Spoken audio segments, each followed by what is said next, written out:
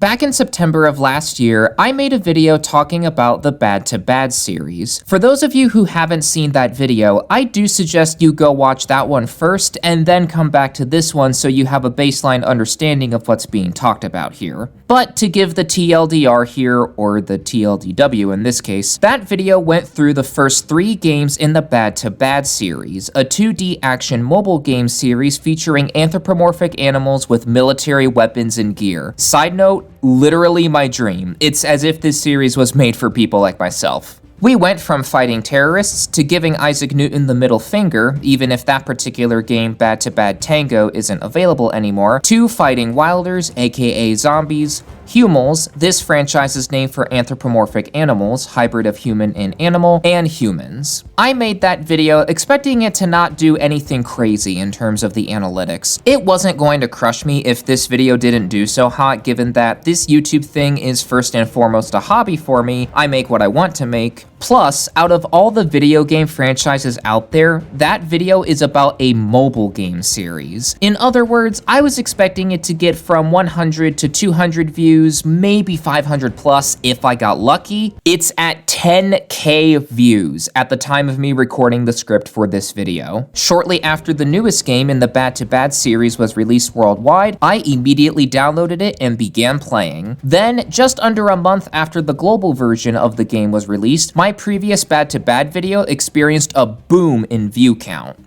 Coincidence? I think not! After that, I started getting a number of comments asking me to make a video about the next Bad to Bad entry, like an abnormally large amount, for a small channel like mine at least, which told me, hey, I should probably make a video talking about this game. And so, here we are. It's time to gear up and drop our way into the newest Bad to Bad entry made by Dawnstone, Bad to Bad Apocalypse.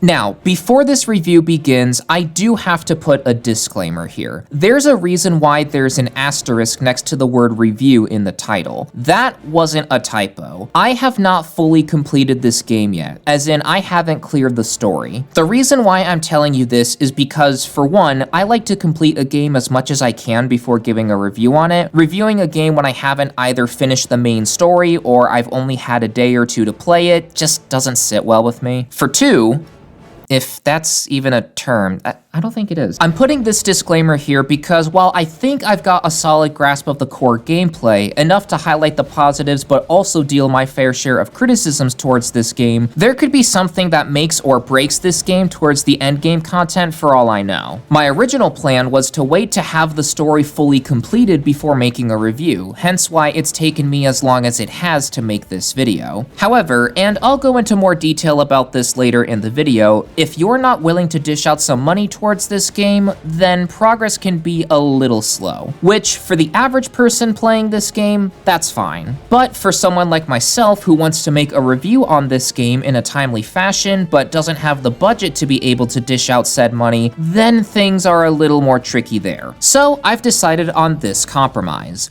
That way, you all can enjoy the review without having to wait any longer, and I'm able to continue enjoying this game without having to go gray from stress and or breaking the bank to speed up progress. What exactly a Bad to Bad game is has been a question over the course of the series. At first, it was a simple tug-of-war reinforcement and supply management game. Then it became a middle finger to Isaac Newton's spin-off. Then it became a squad management style game with light RPG elements like crafting, rarities, more difficult versions of the main game boss fights serving as prototype raids, etc. Here in Bad to Bad Apocalypse, Dawnstone has opted to fully send it on the semi-open world action RPG side of things. It's still a 2D action shooting game, but rather than just managing supplies and squad members, you're managing both of those more in depth, plus managing your base of operations back home. You've got different rarity levels, parts and materials that all combine together to allow you to craft equipment and upgrade parts of your base, healing items that give positive effects like increased damage for a short amount of time, skill trees for the different squad mates, and more. Needless to say, there's a lot to be discussed here, so let's rewind a little and cover this game from the beginning. Bad-to-Bad Apocalypse continues right where Bad-to-Bad Extinction left off. The world is in absolute shambles after the human commander of the Tailless Legion, Commander Chris Howard, was able to launch an anti-animal ballistic missile in his dying breath. This in turn caused the other countries around the world to launch their own AABMs in return, which kickstarted this world's version of World War III. AABMs are Bad-to-Bad's version of ICBMs. Rather than harnessing nuclear power though, AABMs harness the power of the Wilding virus. Wilding virus outbreaks occur across the world as countries and governments begin to crumble. Major Pan Coleman and the rest of the Bad-to-Bad team do their best to assist evacuation efforts in the immediate area of Syria that they're currently at, but the Wilders and their attacks soon proved to be too much to handle. Originally, the team was getting ready to head back home to deal with the crisis emerging there. However, orders come in at the last minute for them to head over to Kazakhstan, as the humans aren't quite done yet. Irina, a friendly human that was paired up with Bayo from Bad-to-Bad Extinction, mentioned something about a multi-dimensional drive in Olympus, which... Wait, hold on. Multi-dimensional drive? So are we dealing with literal different dimensions here? I haven't completed the story yet, so this isn't even a comedic bit for the video. I'm genuinely asking. If the multi-dimensional drive gets activated, then the humans stand no chance of victory. Upon entering Kazakhstan, the transport plane gets shot down, leaving the Bad-to-Bad team stranded and separated, where the game officially begins. The core gameplay loop of Bad-to-Bad Apocalypse is shooting enemies and looting whatever you can find spread throughout the different zones that make up the map of this game.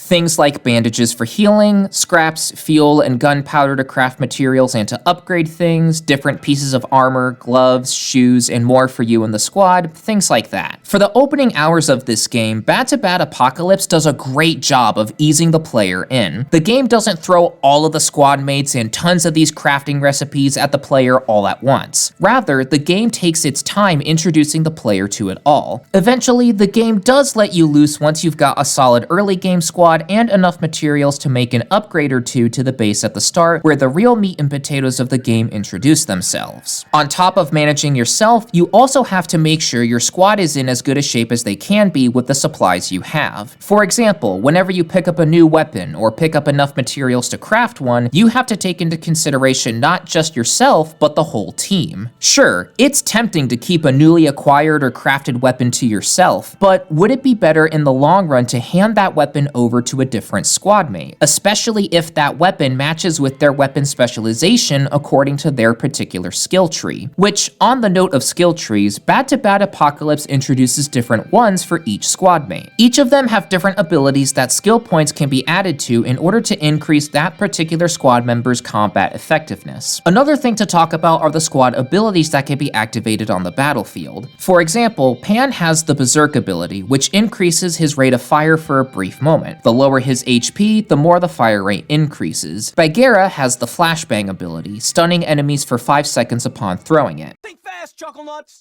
Bayo has the Howling ability, which reduces all damage taken by 25% for the entire squad for 15 seconds. You get the idea. Formations for the squad are also introduced in this game and are crucial to the gameplay as well. For instance, the mobility formation allows you and your squad to cover ground faster, but weapon accuracy takes a hit, and you take increased damage from enemies while in this formation. The firing formation reduces the squad's mobility down to a snail's pace in comparison, but weapon accuracy, weapon damage, and damage reduction upon being hit are all improved here. The defensive formation is perfect for if one squad mate is serving as the literal shield for everyone else, getting enemies to fire at them so that you and the rest of the squad can fire back. Placement of the squad mates within each formation is something you have to take into account as well. For example, I've got Bagheera up in front in the firing formation given that she's rocking a shotgun. She needs to be up close and personal to get the most use out of her weapon. You've also got the Focus Fire ability, which has the entire squad firing all at once with increased reload speed for a short moment, and the Sprint ability, which increases everyone's mobility massively for a brief moment. You've got your reload button, which, well, reloads your weapon. Tapping the reload button while you're topped off but everyone else is spent will have your squad mates all reload. You've got your grenade button to throw those out, and later on in the game, you get access to artillery and helicopter support, further increasing your arsenal of weapons as you explore more zones and challenge tougher enemies. enemies. A really neat thing that has to be pointed out about the combat in this game is that you're no longer required to be directly in front of the enemy. In Bad Extinction, you could move up and down, but you couldn't look up or down. This meant that when it came to fighting the enemies, you had to awkwardly move down or up to be able to face the enemy directly to be able to hit them. Here in Apocalypse, everyone has the ability to aim up and down separately from wherever they move, drastically improving the combat in this game in comparison to the previous one. Bad Apocalypse as a whole feels more smooth and less clunky movement and combat-wise, which goes a long way when it comes to the player's experience with this game. As you get into combat with the various enemies of the game, you'll also be finding loot that you can use to craft things like helipads to fast travel between different zones, the different rooms you've got back at base to improve you and your squad, crafting different weapons and gear, etc. The rate in which the loot drops is alright, but there are options to buy materials to speed up those upgrades if you choose to buy them. Given that this is a free-to-play game and there are no PvP mechanics where you could pay to get an advantage over other players, this is perfectly fine. Like I said, you can find loot at a normal pace just marching out and about, finding small camp setups and coming across the once-in-a-blue-moon enemy base if you're up to the task, which we'll talk about those later. However, if you're looking to get the most bang for your buck under the time limit each day you've got until darkness falls, then buildings and underground bunkers are where you should go. These buildings and bunkers are more dangerous due to the higher concentration of enemies in a more crowded space. You can't call in helicopter or artillery support here, and these will be a true test of the gear and weapons you have on you. However, if you're able to clear out the one or more floors of the building or bunker, you'll be rewarded with much more loot in comparison to just patrolling outside. Speaking of patrolling, this game features a fog of war mechanic where you'll be steadily exploring and uncovering a zone each time you enter a new one. This, along with other actions like crafting, collecting, and fighting enemies, have various levels to them. Once these various levels are reached, small bonuses can be applied to you. To go along with all of the various things to use and call in, you can also cook food to store in your inventory. These foods can give various additional temporary buffs like increased damage output, a reduction in damage taken, XP increase, etc. For taking on buildings and bases, you're going to want to make sure that you stock up on food beforehand. Taking on a building or base while grinding for better gear is already enough of a task. Doing it on an empty stomach just makes things worse. Speaking of taking on buildings and bunkers, I noticed that while I was waiting on my squad's abilities to finish cooling down whenever there was more than one floor, I noticed there was a lack of things to do. This isn't a criticism I have about the game, as I recognize that choosing to wait to have everyone's abilities cool down before taking on the next floor requires you to wait, but I personally think it would be really neat if there was something like an Easter egg for just standing idle for a little bit. You know how in Battlefield Bad Company and Bad Company 2, if you stood idle for a few minutes, the squad would get into conversation? Why not have an Easter egg like that in this game? Bravo 2, this is Ghost Rider. I need a 7-letter word, starts with S. You're really hard to work up there, huh? Seriously, a Russian instrument for heating water. Easy, sampan. Sampan is 6 letters, genius, not to mention a boat. Try samovar. Samovar. Oh man, samovar, that's it. Thanks, buddy. No problem. Even though no voice-acted lines are recorded for this game, text bubbles could work just fine. It would have to be an Easter egg and not a core part of the gameplay though, due to the day-nighttime mechanic in this game, but something to flesh out the characters some more could be really cool. Again, this isn't a criticism, and this isn't something that Dawnstone needs to implement in a next update. I'm not saying that this is any sort of demand or anything like that. It's just something that I thought of while I was playing. Do be sure to keep an eye on that clock though. Just like Bad Extinction, Bad Apocalypse features the day-night cycle mechanic where during the nighttime, wilders get massive stat boosts across the board. On top of that, they continuously spawn when you're out and about patrolling. To put it bluntly, get inside a building or get back to base before darkness falls, because you'll be in for a rough time if you're still out and about when the moon rises. Another thing you'll be managing is the different parts that make up your personal base, your home away from home. Your bed, crafting tables, shooting range, gym, fireplace, those and more can all be upgraded to give various permanent upgrades to you and your squad. It's also really cool to see how far you've come from the start of the game. Seeing how little there is at the start in comparison to how much has been added at that current moment does a great job of giving that visual wow factor. That moment of, wow, I've come a long way since the start. You can also go to essentially the backyard of your base to look at the various vehicles at your disposal. You can see the mobile artillery, the attack helicopter, the transport helicopter, and an Osprey. Before the 1.2.0 update that was released on April 7th, this helicopter was just sitting here with nothing to do. However, one of the things that was added with this update are world missions. World missions are essentially side quests that you can go on that are separate from the main story. You're taken to a zone named after a real-life location and are given a list of objectives to complete. Rescuing survivors, eliminating a certain type of enemy X number of times, scouting the area, things like that. As you complete these objectives, you fill up this progress bar. As certain milestones are reached, you're given various materials and items as rewards. These side missions I found were crucial for acquiring more materials to be able to craft better weapons and gear, and to be able to upgrade the various parts of your base. Yeah, there isn't much replay value once you fully complete an area, and as far as I'm aware, you can't reset the progress to get those milestone rewards again, but the fact that these side missions are even here at all is a huge help, especially for someone like myself who's choosing to grind everything out for free. All of these gameplay elements combine to have the core gameplay experience of B2B Apocalypse be a very engaging one. You're not just moving around and shooting. You're doing that while also managing squad formations, squad health, squad abilities, distributing pieces of gear based on who needs what the most, and more. At times, it can be really engaging to be in a big fight with tons of enemies, managing everyone's abilities and keeping everyone on the move, and that rush of excitement once you discover a new weapon or piece of gear with a higher rarity than what you currently have is awesome to experience. That all being said though, I do have my fair share of criticisms towards this game. None of these are game-breaking, but they are things that at best are tedious and at worst make me want to stop playing the game for that day altogether. Beginning with the criticism centered on the core gameplay, let's focus on the squad management. In order for you to get the most effective use out of your squad, you have to be regularly switching between the various formations that are in the game. Mobility for covering ground faster, firing for focusing on taking down enemies, defensive for if someone has a shield equipped, things like that. In order to do this, you have a small menu right here that you can tap on in order to select any of the available formations. This seems simple enough, and it works well enough,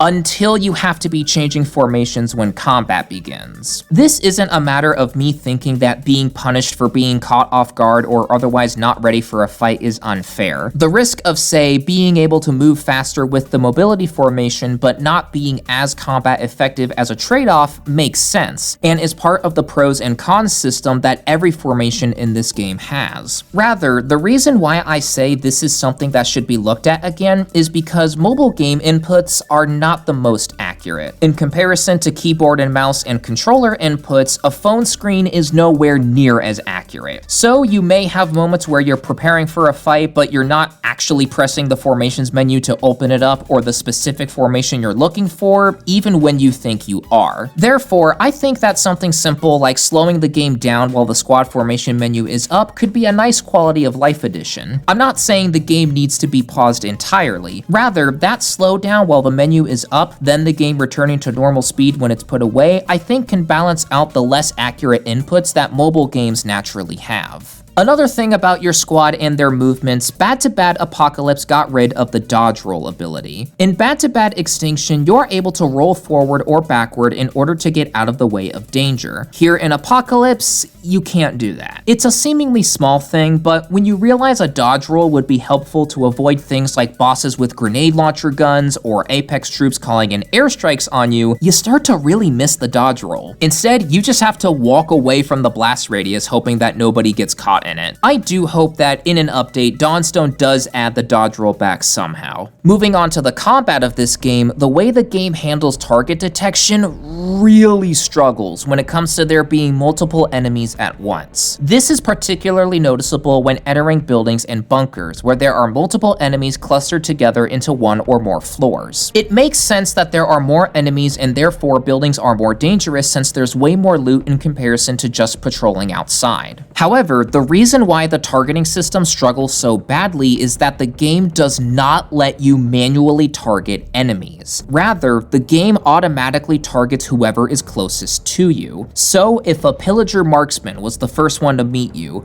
they get heavily damaged, but then a pillager scout with a shotgun says, "G'day mate," and gets all up in your face, the game will have you and your squad shooting him instead. It would make more sense to quickly finish off the low health marksman so he isn't picking you and the squad off at range, even if you would have to take a hit from the scout's shotgun first in order to do that. But since the game says, no, we are targeting the scout right now, the marksman, he gets to live a while longer. That marksman can continue firing shots while you're dealing with the scout. This isn't me trying to say that the tactics here are BS. It makes sense for someone with a long-ranged weapon to hang back while those with shotguns, shields, SMGs, etc. are all up in your face. What's BS is the fact that the game doesn't give you the option to deal with the marksman first if you choose to do so that you can move more freely. If the marksman is off the screen, then yeah, that's fair since he can't be targeted. But if they are on the screen, why can't I just tap on him to have the squad target him first real quick? Or better yet, when you enter a room full of wilders and there's 3 or more tankers in a room, ideally you'd want to take down the blasters, which are the human and human marksman equivalents, and the runners, triggers, sneakers, anyone eager to take a piece of meat out of you and your squad, right? Apparently not. Because the tankers use their fists to crush you, the game will inevitably target them first and foremost given that they're the closest to you, meaning blasters can keep firing at you from range, runners can keep biting you, sneakers can keep biting you, triggers can continue self-imploding and almost one-hit killing you. And when the tankers get angry, they charge at you and deal more damage for that Hulk smash slam they've got. And on top of that, because tankers are bullet sponges, they take a while to die. Rather than, I don't know,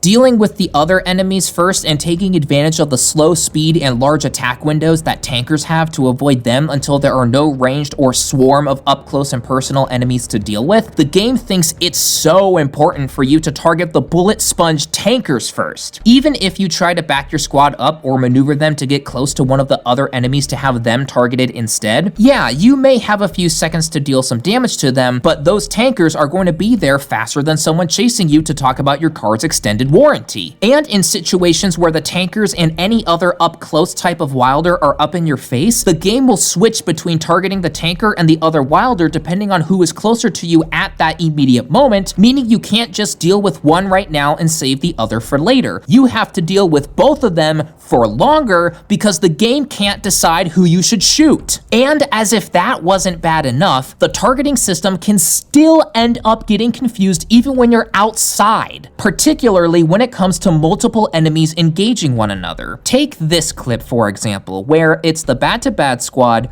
Apex, and Wilders all fighting each other at the same time. Do you see how the targeting system is snapping from one enemy to the next, targeting whoever is closest? Here, it would make the most sense to be targeting the Apex aerial drone while this Wilder and this Apex soldier fight each other. But nope, the targeting system thinks it's important to target the two that are fighting each other already for some reason, letting the Apex aerial drone take shots at you. And the only way to get the aerial drone targeted is to walk up to it, increasing the drone's damage since the damage fall off is being reduced here. Like, huh? Some of you might be thinking right now, hey dude, maybe get better weapons and gear first before being a whiny bitch. Which, that is a valid thought to have, and I'm not about to be caught in 4K 60 FPS HDR10 UHD RTX on, ray tracing on, VRR enabled, taking the game journalist approach of, wah, the game is too hard, wah. because it's not. However, I did find myself coming across different parts of the map where there were fluctuations in the difficulty of the enemy, yet the game made no indication that such fluctuations were there in the first place. Specifically when it comes to the Apex enemies. Looking at the way that B2B Apocalypse's enemies are designed, Wilders and Pillagers are roughly in the same league. You can take both of them on with the same level of weapons and gear and be relatively fine. Apex enemies, on the other hand, are in a league of their own, which on paper makes sense given that they've got the best gear and weapons compared to the other enemy types. In execution though, this can lead to situations where the player can get a false sense of security and end up getting a sour taste in their mouth after getting gut punched by the difficulty increase that Apex has in comparison. Sure, the 3 different enemy groups all have different looks, tactics, weapons, etc., but in terms of how difficult they are to fight, you would think that you could get by with the same weapons and gear for all of them, given that the enemies are all at the same rank. If you're able to fight a level 6 Wilder and Pillager easily enough, that should be the case for any Apex enemies, right? If you come across a small group of Apex troops outside of a building or in some other kind of camp setup, then you might have a pretty good chance at fighting them. Taking on the inside of an Apex occupied building or an Apex base though?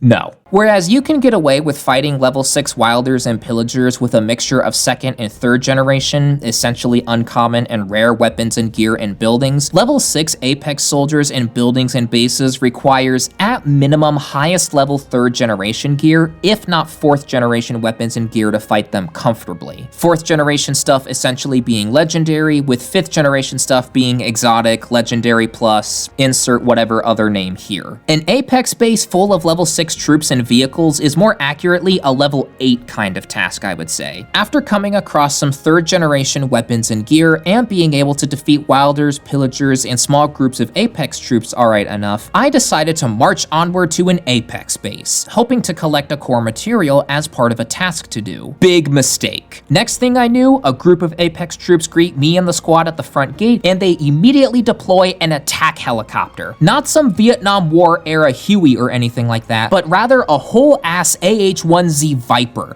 This thing can f you up.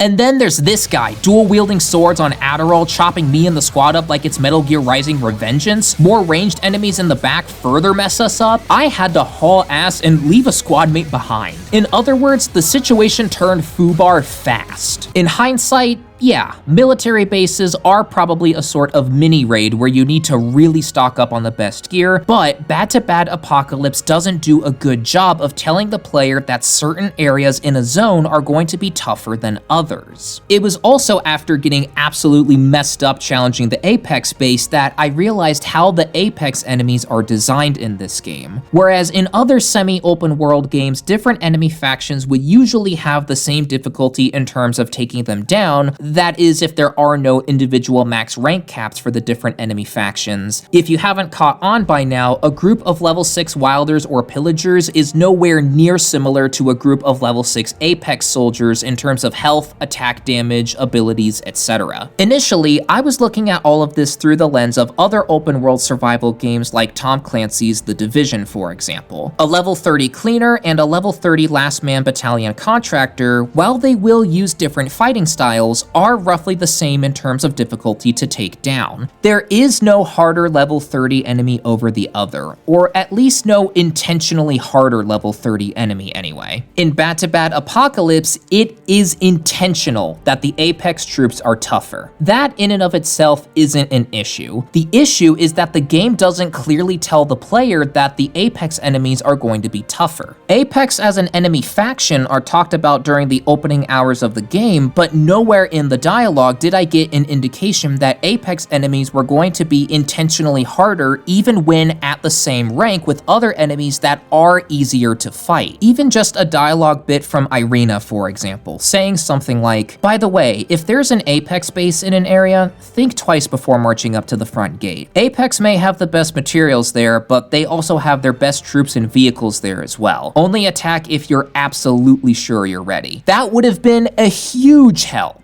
If the game wants to have certain areas and enemies be tougher in a level in comparison to the other areas and enemies, especially if those other areas and enemies are at the exact same rank that the tougher enemies and areas are, it should indicate that to the player somehow. Why not something like a power level, for example? You know how in Destiny 2 you've got, well, a power level? It's a point average system of all the weapons and gear you have equipped. In relation to that, certain activities will have various power level recommendations. Why not do something like that for B2B Apocalypse? Have some sort of power level that's indicated by all the collective gear you and the squad have equipped, and then label the different zones throughout a particular level in colors and numbers to indicate the recommended power levels for all of those different areas. Say for example, someone and their squad currently has a 1750 power level with all the weapons and gear they have. The Wilders and Pillagers outside of any buildings could be in green with a 1725 power level recommendation. Inside buildings, it could be yellow with a 1760 power level recommendation. Any Apex bases or Apex occupied buildings could be in red with a 1790 power level recommendation. That way, the player can make an informed decision without being caught off guard from the fluctuations in enemy difficulty, even though they all have the same rank. And the player can make the choice on their own when thinking, for example,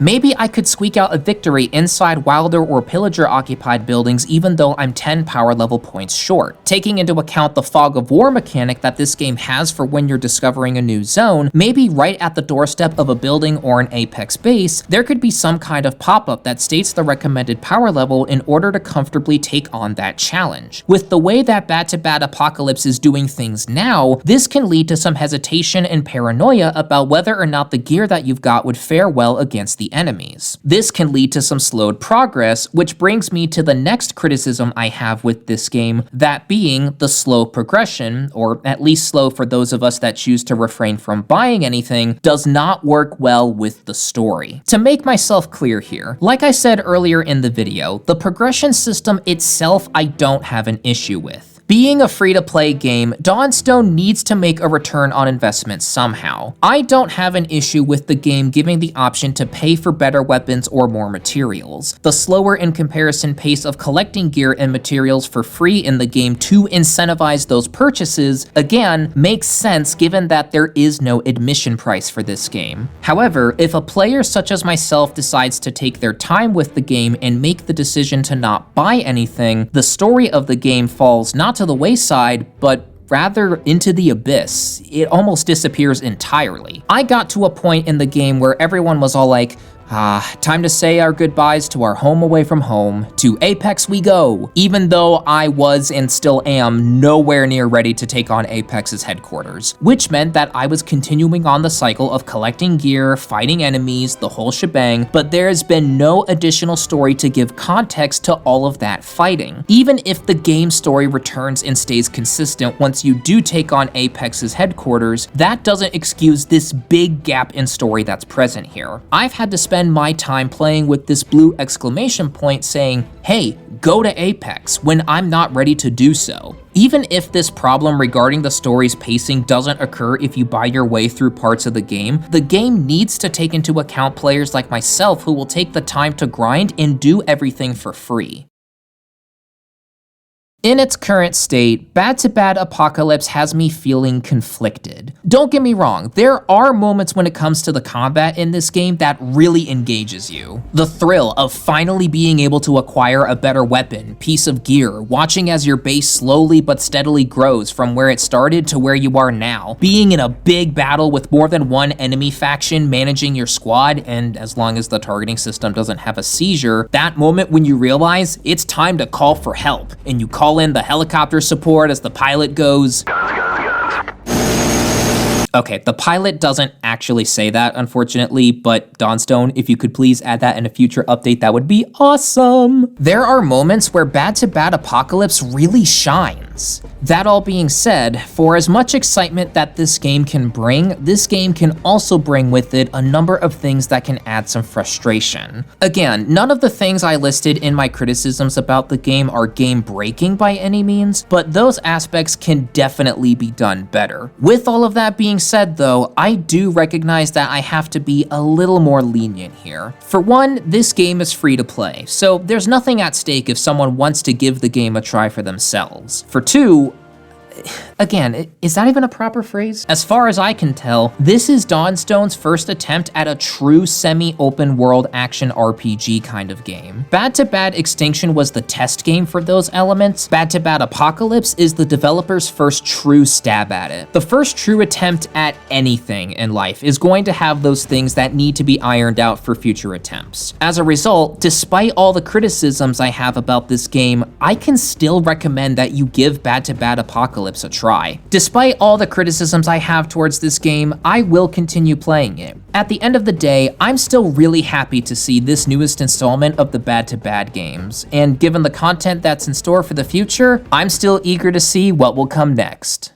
Hey, quick editor's note before this video ends. I just wanted to take a minute or two at the end here to apologize for how late this video is, at least when it comes to the excitement and attention surrounding this game. Just about everything that could have gone wrong in the production of this video did go wrong. At first, I was betting on being able to fully complete the story first, but I didn't realize that it would take me longer than 2 weeks to do so I had to make the compromise that I stated at the beginning of the video. Then I've had to re-record parts of this script numerous times. I had to re-record the entire script once after listening to my very first recording of it and just not really feeling it for one reason or another. I can't even really say why, it's just that first take felt off, if that makes any sense. The pronunciation of the words, the tone of my voice, things like that. After that, I had to set up the mic again twice to add in new things, in particular when the world missions came with the 1.2.0 update. So in total, I had to set up the mic and record 4 different commentaries for this video. 2 various lengths, yeah, but still. Then when editing the video, I realized that I need to go back and screen record certain moments or menus in the game to add that necessary variety and to show what I'm talking about, when I could have sworn I did that along with the regular gameplay as well. On top of that, I've been having to study for finals since finals week is next week for me, and to top it all off, I have admittedly been putting this video off to the side in favor of a special secret project that I've been planning and building up my skills for. If you can't tell, I've been keeping myself busy these past few weeks, which has definitely caused delays for this video. I realize that the ship for the hype surrounding Bad2Bad Apocalypse has probably already sailed by this point, but better late than never for this video at least, right? And just on the off chance it's taken this way by accident, I don't mean for it to sound like I'm blaming the people who recommended the video. I recognize the risk of making this video in the midst of it being the last month and a half when I made the decision at least, of the spring semester of college while working on the secret project, and I went for it. I just didn't expect it to be such a roller coaster ride on the video's end. But I wouldn't have made this video, and I wouldn't have made all of my previous and future videos for that matter, if I didn't truly enjoy this hobby of making YouTube videos. In other words,